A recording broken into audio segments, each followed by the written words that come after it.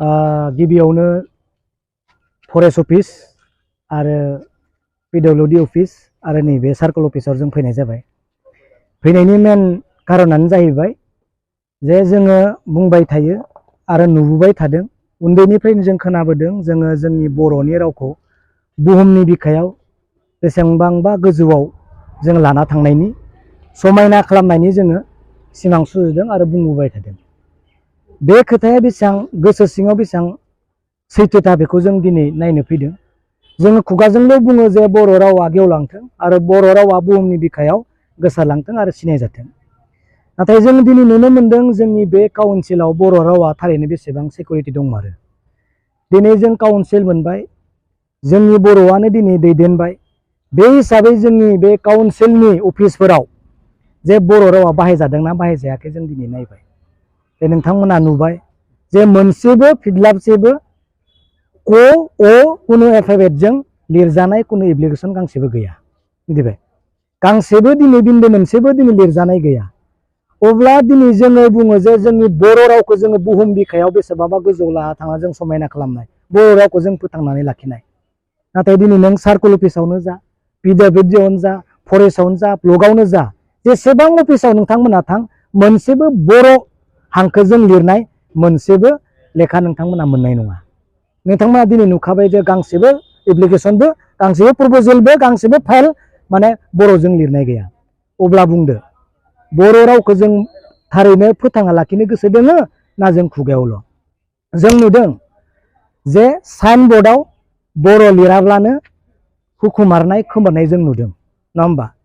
नुदों जों क'क्राझाराव दुलाराय बर' फरायसा आफादा बे खामानिखौ मावदों, बनस'आवबो मावदों, बा अन्यथा माबा जोंनि अर्गानाइजेसनफ्रा बेखौ मावदों जानो हागौ। नाथाय देरसिन खामानिया मा? नै अफिसफोरावसो जोंनि बर' रावा लिरजानाय जानांगौ। जोंनि संबिजितनि 8 सिडिउलाव हाबखानाय बर' राव बियो। बेखौ बाहायनांगौआ जोंनि दायित्व आरो बेखौ नटिफिकेसन होनांगौआ जोंनि काउन्सिलनि दायित्व। न' डाउट नैबे रुलिं गभर्नमेन्टआल' दाय आं बेखौ बुङा।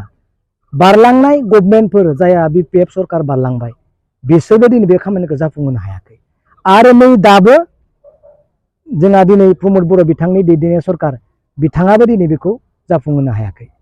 जों आसा खालामदोंमोन, बर' रायजो राजा आसा खालामदोंमोन, जितु हाग्रामा महिलारिनिख्रुइ प्रमद बर' बिथाङा गोरोंसिन होननानै मानसिफ्रा दिनै सानदोंमोन आरो बर' रावखौ फोथांना लाखिनायाव बांसिन जुरदार खामानि मावगोन होनना प्रमद सार बिथांनि सायाव फोथायनाय दङमोन।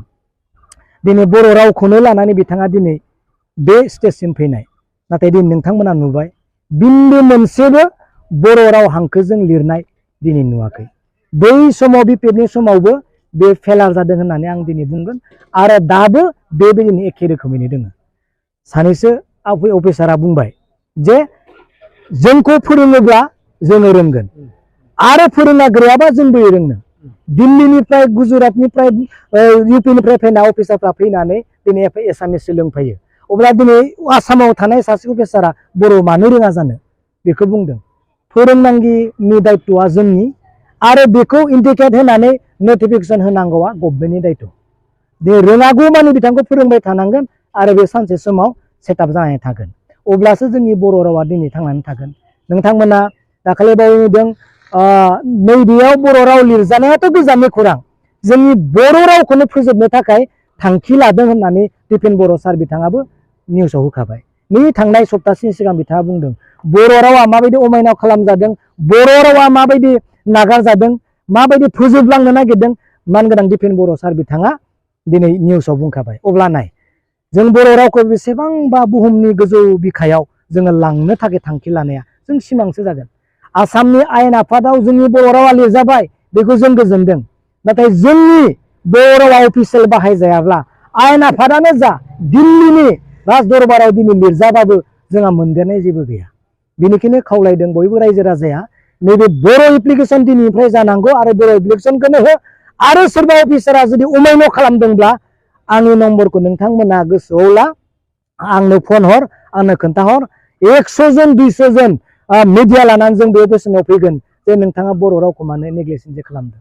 आंनि नाम्बारखौ नोंथांमोना गोसोआव ला 994354278080। बे नाम्बारखौ लानानै नोंथांमोना आंखौ कल खालाम। नोंथांमोना बे अफिसारा जुदि सोरबा मेन अफिसारा जुदि बाहायनो गोसो गैया जादोंब्ला बिनियाव जों सोंफैगोन जे नोंथाङा मानो बर' रावखौ मानो अमान्य खालामदों, मानो बर' रावजों नोंथाङा 6th सिडिउलाव 8th सिडिउलाव हाबनाय बर' रावखौ नोंथाङा मानो अमान्य खालामदों जों बुंनो हागोन। नाथाय जुरिजेननाया जोंनि काउन्सिलनिफ्राय जानांगोन, जोंनि मानसिनिफ्रायनो जानांगोन। आरो आं गोबांखौ बुंनो सानाखै, बेखौनो बुंनानै आङो फोजोबबाय। गोजोन्थों।